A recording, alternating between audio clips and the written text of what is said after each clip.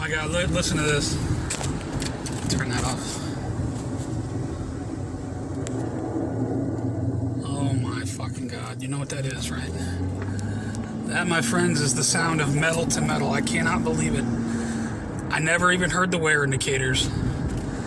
I think it's because I have a sticky rotor on the passenger side. And when we did that wheel bearing, that wasn't that long ago.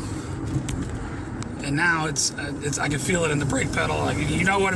If you've ever had brakes go metal to metal, you know what it feels like, and you know what it sounds like, baby. Oh yeah. We're gonna have to put brakes on this car. We'll probably have to get those rotors turned. And I think, let me come to a full stop, and then watch what happens when I take my foot completely off the brake. Hear that? That would indicate a stuck or sticking brake caliper. I really can't do all this right now. Probably just gonna go get a cheap pair of pads and put it on there so I can stop the metal to metal. Because I'm not only gonna need a new caliper, I'm gonna need a new either turn or new rotor. So that'll be our next adventure. We'll get into that. All right, so I got some. I just bought the basic brake pads. I finally got me another 4-way. So I'm sick of screwing with that damn thing that comes with the car. I used to have a good 4-way. Used to have a lot of things. So I got that, and I got a couple things of grease. So I know that. I know definitely the rotors. I just can't wait to take this tire off. But you know what? It's good that we're in here because I've been smelling fuel for a while now, every once in a while when I start the car, and I know I had a fuel leak, so I wanted to investigate that. Turns out, I don't know if you can see it, fuel leak is right on top. I thought it was going to be the fuel rails. Right under here, you got your fuel rail, you got 6 fuel injectors. I thought it was going to be a leaky O-ring on one of the fuel injectors, but I see fuel right there, so luckily that's going to be easy to fix. By the way, the coolant, remember when we did the paper towels, because I know I'm going to get dirty on this one. The coolant is still full. It's full. I haven't added coolant to it in a long time since I did those bolts. So, car's a little warm. I'm going to let it cool down a minute. Get both sides. As you know, you do front brakes. We're definitely going to do the... God, look how dirty it is in here. Haven't been out here in a while. We're definitely going to do... Hope I left my fat ass enough room to get in here. Brakes on this side, which I don't anticipate a caliper or rotor problem over here. And then over here, we're going to pull this wheel off first because that's going to be our main problem. And we're going to see what that rotor looks like. How I love a 4-way, right? Not nearly as good as an impact probably would be, but that's my next tool I'm going to buy. I'm slowly building my tools back up. Now, based upon what we heard, do you think we're going to need that rotor turned? Let's find out together.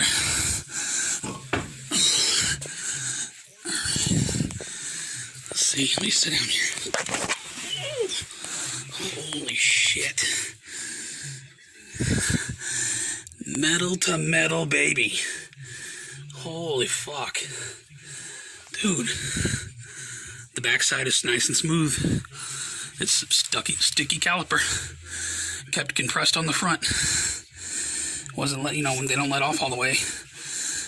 Sometimes they'll wear evenly front and back on one wheel prematurely. The other one's probably still fine. Or sometimes, depending on how the piston gets stuck on the gliders, you'll get grooving on one side because of the pad's gone. I bet there's still back pad. We'll take them both out here. I still don't have a tripod, so bear with me. I'm going to go ahead and take this all apart, and then we'll inspect it all. But yep, there's our noise. And looking at how thin these are, I really doubt they're going to want to turn these. I'm pretty sure they'll put new pads on it. I'm not going to replace the caliper just yet because that piston is now fully extended. So I'm going to be pushing it fully back because the new pads are super thick. So a lot of times that will force the piston back into a working position. Although, technically we should, by the book, we should replace the disc, no doubt, and the caliper. And I just don't have all that kind of budget right now. So I'm going to get this apart. We'll see what it looks like. Okay, well, as metal to metal brakes go, I've actually seen a lot worse. Here's our front pad. You can see There's still just a tiny bit of material left. So it wasn't quite 100% metal to metal, but yeah, if you look at the look down here at the bottom, it was certainly you know. I'm going to look at the back brake pad. Look at that. This is why I didn't change the brakes when I did the because there was still, I mean, there's still a little bit of meat left on that. Look at that. Yeah, of course we're gonna replace it today, but you see, you got at least a 1/4 inch of material compared to the front one. Gone, smoked, and that's this piston. I got it sitting on the.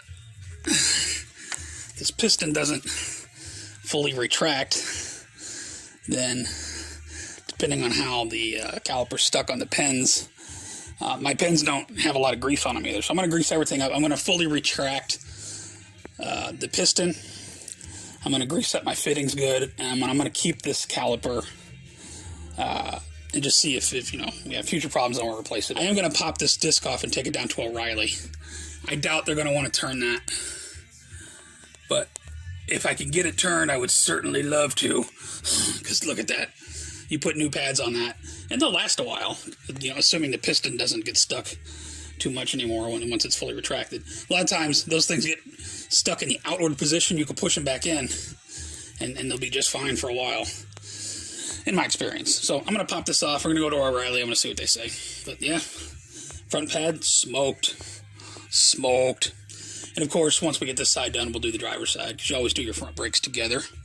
I don't anticipate any problems with the driver's side. We're just going to compress the piston, put the new pads in. This was the problem right here, obviously. Okay, so I am just leaving O'Reilly's. They charge $25 to turn rotors, $25 a piece, which I think is a little pricey. But the rotor for this car, brand new, was like $70. And with everything else I'm buying today, I'm just kind of... He said that's the best he could do for me, but I mean, there's still a little bit of it, but it's so much better than it was. I don't know if you could tell. He didn't do anything to the other side, which, you know, is a little wavy, but that was not metal to metal. I wasn't really worried about that side. He said this is the best he can do. It's just right at the minimum specs. So we're going to put this back on.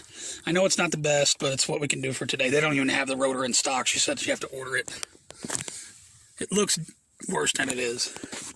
It's actually pretty smooth. If you can see that. It's pretty smooth. These are just some really, really thin lines.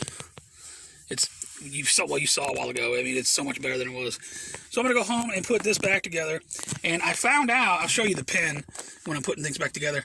I found a stuck pin. One of the glider pins was stuck, which is what was causing it to hang up. So we're going to apply new grease and stuff on that. So it's getting late in the day. I'm going to go home and try to get this finished up tonight. Maybe do the driver's side tomorrow, some beat. But yeah, it's not too bad. I think it was a little overpriced, but he did his best for me. I mean, look at that. Just a slight. It's pretty smooth, actually. I think the brakes will just... The brakes might even that right off. Let's go put it back together. Oh, yeah.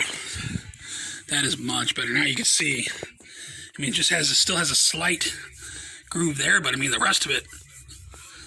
You can't tell me that don't look better than it did. Now, I do realize that next time I do brakes on this car, I will have to buy new rotors. Because he said that's as thin as it's going to get to still be in spec. They put the micrometer on it. You know, there's a certain specification, there's a certain thickness, and he said you're right at the bare minimum. So, right on. It should give the brake pads. And yeah. That was the front pad. Grinding into the new pads are going to be so much thicker. So I'm going to get this put back on. I got to figure out, I got to get that piston compressed.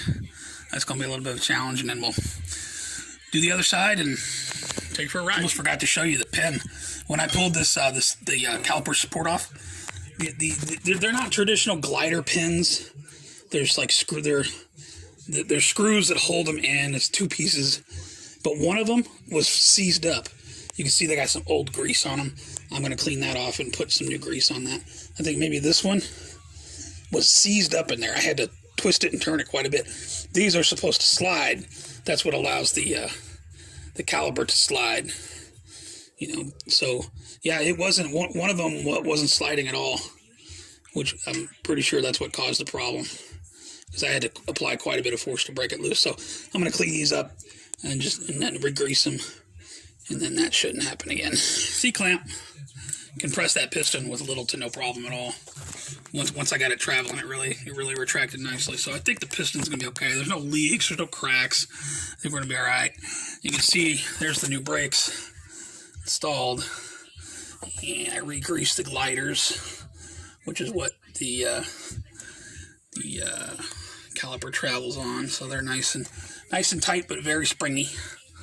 So man, look at that! That looks so much better. Even if this isn't the best turn, you know, I know we're going to have to replace the rotors next time we do the brakes, because the guy said they're just too thin. This will last for a while. I mean, look at all the meat on those brakes. Assuming that the caliper's going to glide perfectly with everything re-greased, plus you're adding, the piston's going to be far pushed back compared to where it was possibly stuck. I think it was one of these pins that was stuck. It wasn't traveling right. So everything's re-greased. I think we'll be okay for quite a few miles. So new pads on this side. I'm going to put this back together, and then we will pop the driver's side off, and we'll see what that looks like. Started it up, pumped it a few times, got it nice and tight. Everything's nice and tight. And as you can see, it is moving a little bit. Of course, the other wheel's on the ground, so it's not like it's going to free spin. But it doesn't appear as if I pumped it quite a few times, and it doesn't appear as if it's locked up. It's moving freely. So hopefully that does the trick. And as I anticipated on the driver's side, perfect condition. Nice even wear, no grooves. Yeah. A little bit of, I wouldn't call it warpage, but you know, you can tell it's pretty used, but nice smooth surface on both sides. I mean, no grooving, anything. Oh yeah, we still got some pad in there, so this side, easy peasy, moving freely. Oh yeah, this rotor looks good. This one even it looks about as thin as the other one though, so we will definitely have to replace it. Next time we do the front brakes, we'll get new rotors. And I'm thinking that caliper problem should be fine. So I'm just gonna C-clamp that, compress it, put the new pads in, put the tire back on. This side's pretty standard. You gotta stop real quick and give a shout out to this C-clamp that I forgot that I had. And on the other side, I was like, holy shit, how am I gonna compress that piston? So shout out to the C-clamp. It has a quick release on it, you can't see it right now. So I think I bought that when I did the transmission, maybe, I don't know. Driver's side, disc looks great. Outside of just normal wear, this looks fine. You can see the pads on the driver's side. Completely. Yeah, this needed to be done. This wasn't metal to metal, but it was not far away. You can see just maybe 1/16 of an inch of pad left. This one had just a little bit more, so there might have been a little bit of uneven wear on this side. But everything looks good. Nothing was metal to metal. I mean, you compare those to what the new pads look like. I mean, look at that. This job definitely needed to be done. I don't know that I've ever had this side tire off. So we did the wheel bearing on the other side, and I don't think I ever took this tire off. So the guide pins, I'm going to pull those out. And same as on the other side, really not much. You can see how nice they slide. The other one was stuck. So I'm going to re-grease those. I got some brake grease for those. Bottom one. Let's see here. They just pop out. Yeah, just old grease. We're going to re-grease those. Make this caliper slide like new again. The caliper itself looks great. The brake lines look great. Everything looks great on this side. So this will probably be the final video I shoot, or maybe we'll do one after this. We'll do a test drive when we get it back on the road. How about that? I still got the fuel problem up top. I think there's just a fuel pressure regulator, but it's right on top of the engine. I'm not going to film that. That's just something. It's just every once in a while I smell a little fuel in the cabin when I first start the car. And when I pulled in today, I think I shot the video, there was definitely some fuel around that piece. So I'll look up and see what exactly that piece does, and if I gotta go replace it, I'll replace it. But it's right on top of the engine, so I'm not even gonna film that. That'll be easy. But the brakes, I'm going to get these new pads on, and I'm gonna go up and get cleaned up, and then we'll figure out what's going on with the fuel thing, and then we'll get it back on the road. Okay guys, you're not gonna believe this. I found a fuel pressure regulator. I was getting ready to leave to go get it, In which case, and then that's the part that's leaking on the engine. And that's, I don't even know if I'm going to film that because it's going to be so simple. It's one bolt and boom, we're on top. I went to go back the car out of the garage, and I don't believe what's happening. Watch this. Watch this. I'm in drive, right? Now, get the car up off the ground. Watch this. Hang on. You see that? I can't hit the gas pedal, so I just... You hear that rubbing?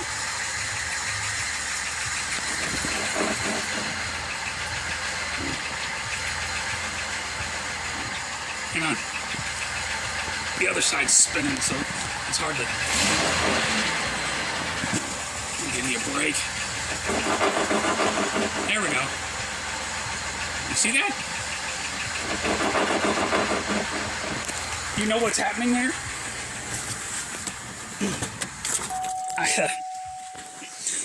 I immediately pulled back into the garage. I took the wheel off because I'm like, oh shit.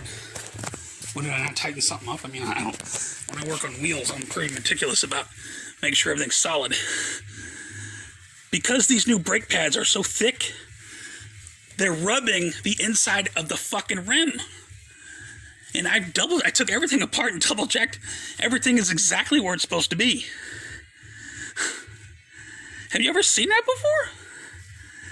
I didn't work on that rotor at all. I didn't even take that rotor off, the one on the other side we turned. So the only thing that was done to this side is we took those old pads out, put the new pads in. But apparently these brake pads are so thick. I just Googled this problem, and this is the answer I came up with. Apparently these pads are so thick that the caliper is actually pushing out and rubbing against. What the fuck do we do now? Because I don't have a grinder, and I'm not going to go grind. What the fuck? I'm stumped.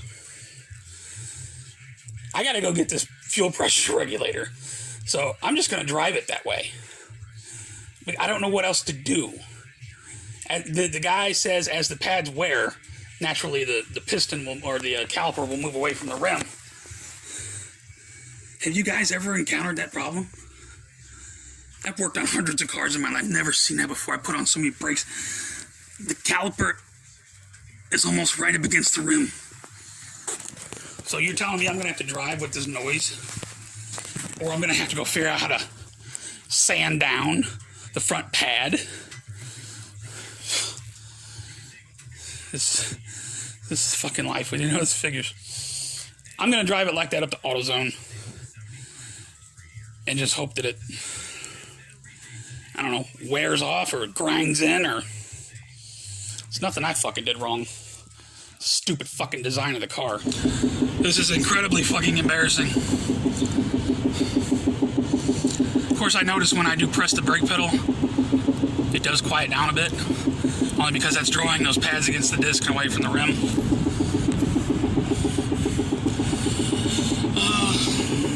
Listen, it is getting quieter though. I just never had that problem. I've changed hundreds of brakes in my life. Oh shit, look, it's almost all gone. It just had to ream itself out a little bit. Oh, no, there it is again. Listen, can't hear it now. Fucking A. Oh, can't stop either. Brake pedal's still a little sluggish. We gotta build that pressure up. At least I can't still hear the grinding on the passenger side. Over the new fucking noise, it sounds like I got a rod blown. Alright. Did you hear how quiet that stop was, by the way? That passenger side's kicking ass, man. Look. In 1,000 feet, turn right onto Southwest Avenue. Jesus fucking Christ, shut up, lady. Forgot to turn that off. Sorry. So after I got off, after I got out of my bipolar panic attack, like, oh my God, what did I do? What did I break? I did it all right. What happened? I realized there is a break-in period when you put new pads on. I mean, those pads were exceptionally thick that I put on. So once I got on the highway, all the noise went away. I haven't heard it again. All the grinding is gone on the passenger side. The car stopped smooth as butter. So I did discover, when I had the wheels off, I did check the outer tie rods. Little bitty bit of play, so I think that'll be the next thing we'll do to this car. Probably, I don't know, in the coming weeks. It's nothing that's going to break anytime soon, but I was just looking at them while I was in there. On the flip side, enjoy the view of the St. Louis riverfront downtown. I came down here to get some, I used to come down here and eat lunch all the time. Just sit on the river. There's in the daytime, I guess now you have to pay $10 to get down here and park. But the guy back over at the, he's fast asleep, man. And it's like, I'm not parking. I'm just gonna sit here for a few minutes and eat lunch, and I'll be on my way. I pulled up to the window. I said, "Am I good? Can I go?" What? He's fast asleep back there in that booth. That's funny. If he's still sleeping when we pull out, I'll show you. But I can't come downtown and not get some. I haven't had White Castle in so long, and it's been such a stressful couple days. And I just said, I'm going to buy myself some lunch and go sit on the river like I used to do. I used to love just coming down here and just shut the car off. It's a little chilly. Just sit here and watch the water. There'll be boats coming up and down. Just a beautiful view. The St. Louis riverfront's not what it used to be, though. You know, on the other side of the Eads Bridge, you had the big homeless encampment down there. So it's like traffic's blocked off. It used to be so much easier to get down here. But anyway, enjoy the view. Hey, one good thing out of all this, let me tell you something. Let me just go on a little rant here if I can. Stop overpaying for auto parts when it comes to like AutoZone and O'Reilly's and Advanced Auto Parts. These people, you know, I'm going to change out the fuel pressure regulator, right? Because that's where my little leak is on top of the engine. And literally, it's one bolt and the thing on the bottom, and the thing is going to take 2 minutes. It's not a big job. It's right on top.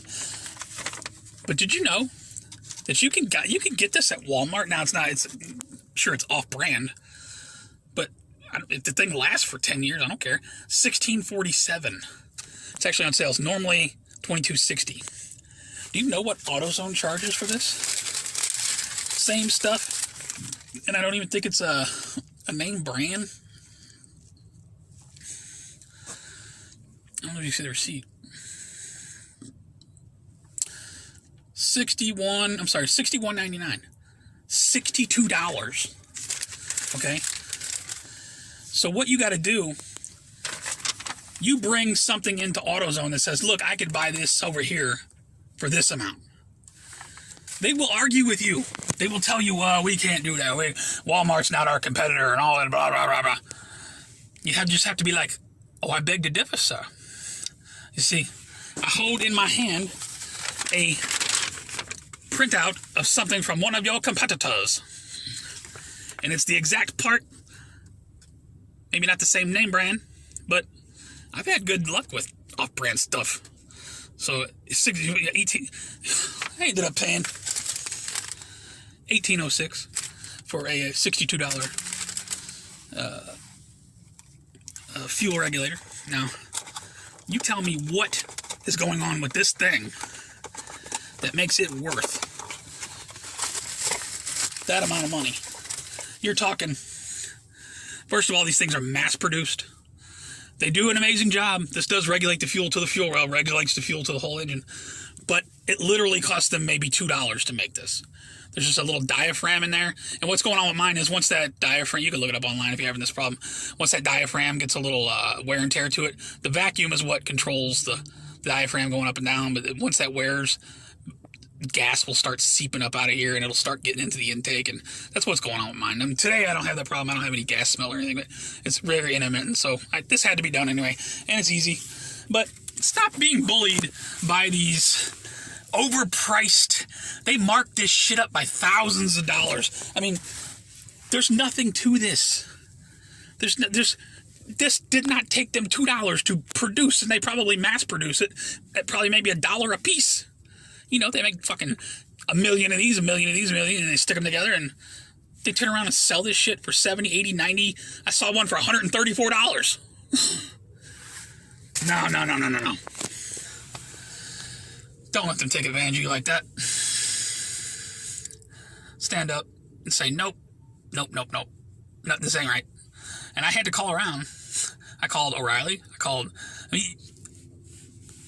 Since I got such a great deal, the bottom line is, the only thing that matters, I'm buying myself lunch with all the money I saved. No, I didn't rip them off. Not at all. Because that's what it costs at Walmart. You could look it up all day long. They want to give you this attitude, understandably, but they do have a price match guarantee. At least they claim they do. I called around. O'Reilly doesn't really care to have a price match guarantee, nor Nor does Advanced Auto Parts. I didn't call Napa and CarQuest and all them either. I just figured I finally got the answer. I had to call a few different AutoZones. I finally got the answer I wanted. I said, if I bring this in here and show you, I said, you mean to tell me you're not going to stand up to your price match guarantee? That's how you're going to be with these people. You're telling me you're not going to honor what your website says. It says it on their website. You bring them a receipt or a proof of something from a local competitor, and they will match it. That's what it says. It doesn't say anything about Parts America or Walmart or anything else. There's Walmarts everywhere in St. Louis. Now, granted, they don't stock this at the store. I would have to order it, but I'm pretty sure it's got free shipping. So I'd have it in a couple days for that price anyway. So you tell me, did I rip them off by forcing them to honor what their website says? God, look at that view. Isn't that nice? I know I'm rambling on forever. I'm just so thrilled. I told myself, I said, nah, if you drive all the way up to North Natural Bridge somewhere, North St. Louis, and I hit the White Castle downtown coming back, it's got good burgers. I said, now if you go in there and the lady wants to give you attitude, just walk out, whatever. But I'm at least going to try. Sure enough, new fuel pressure regulator, $18. $62 if you want to play by the rules. $18 if you want to stand up for yourself and get the deal that you should get. Honestly. Anyway, I'm going to call it quits. I'm going to go home. It's a nice day. I'm not even going to put the car in the garage. I'm just going to sit back in the alley so I can get a little bit of what sunlight's left. Put this thing in. We'll go upstairs and do this editing. I'll give you a final shot of the fuel pressure regulator. But the brakes are fucking tits, baby. Yes. I went through this major bipolar panic attack, like, oh my fucking God, what did I break now? What is this? How is this happening? And true, it's a stupid design. There should be no circumstance in which the caliper rubs up against the inside of the rim when you put new brake pads. And that's just silly. So, as I got on the highway and I got off the highway, there was no more noise. Just had to brake in just a little bit. Brake pads, after a couple weeks of driving, they conform to the rotors and whatever they, to make the best contact. Then things are usually pretty smooth for a while. Hopefully. So the next video I do will be, I guess we'll do the outer tie rods. I'd like to get those done before the spring. Since I did them on my brother's van, which was the first time I ever did them, and they came through it was so easy. The hardest part of the job is taking the tire off. Once you get a tire off, you sit on the ground and just twist a couple things and you're done. Put the tire back on. Be very meticulous not to disturb the alignment, because those damn places will charge you all day long for four-way alignments that you don't fucking need.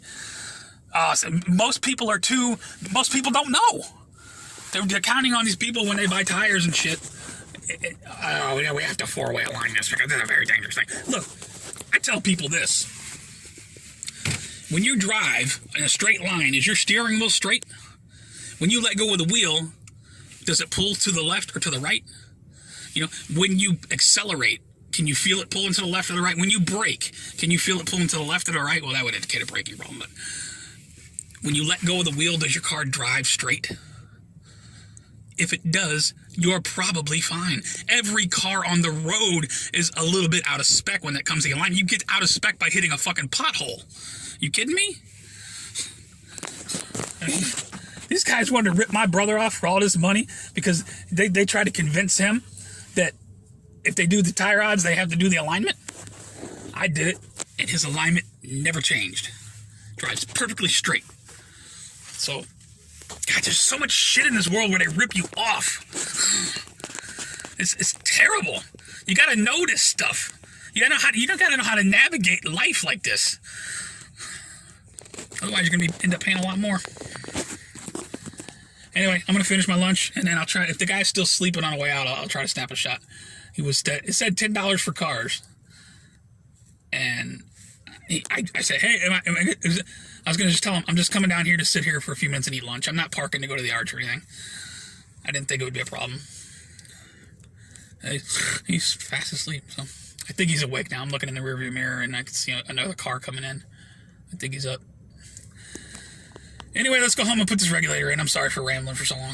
It's the most wonderful time of the year because fuel regulators shouldn't cost that much, and I didn't let them take advantage of me. I can't sing for shit. Alright, getting off the exit. Pedal's a little tighter now. Listen to that fucking smoothness. Oh, wow. Dude, the pedal feels like butter. I can't even feel it stopping. My God. Beautiful work, baby. This is literally the easiest thing I've ever done. This just takes a 15/16. There's your, you see it's loose. You can, once you crack it loose, you can move it with your hand. That's the fuel coming into the bottom. You got one, what is that, T30 or Torx 30? I think I got a Torx bit for that. And then this is where, when that diaphragm breaks inside, it starts squirting up out of here, which goes back into the it's a vacuum for the intake. So you're actually sucking in gas, which I should get better fuel mileage when this is done. I don't think it leaked at all today. It doesn't look wet. You can tell it's been wet. But yeah, just gotta spin that out, take out that Torx, and where'd the new one go? The new one just the opposite. Put it back in. I want to give a shout out to this headlamp real quick. These little things, if you got to do circuit breaker work, you're putting in a breaker box, get one of these for your head. My God, that thing's awesome. And because the engine's nice and warm, I'm not burning my hand, because I'm not touching, but the heat, because it's like 38 degrees out here, the heat feels nice. All right, let's get this done. Torx right in there. It's kind of hard to difficulty to get around the throttle. I had to hold that down with a screwdriver while I was getting my, and you know what, even if you pull the fuel rail or the fuel pump relay, take the pressure off this rail. I just had a shit ton of gas squirt out at me. I know there's a pressure, yeah, right there, right on the back of the fuel rail there. That's, learn from my mistake. Take the pressure off the rail first. I'm like, okay, I'm ready to go get the garden hose if we have a fire. It was like, psh. This is honestly the easiest thing I've ever done to this engine. I've always owned cars that had the GM 3100 or 3400 engines, 3800. I mean, I've had my engines torn down to the block to do the head gaskets and shit. I never once have replaced this fuel pressure regulator, and it's the easiest thing to do. I just never had to do one, I guess. But you just turn it. Once you get that screw out, the new one, it's just an O-ring, it slides down. There's a piece that comes up, screws into the bottom. Real easy to do with your fingers. Then you get the Torx, screw that one into the top, and then reconnect the vacuum line. Holy shit, how easy. And there we have it. No leaks. Everything's nice and tight. Should have no more fuel smell.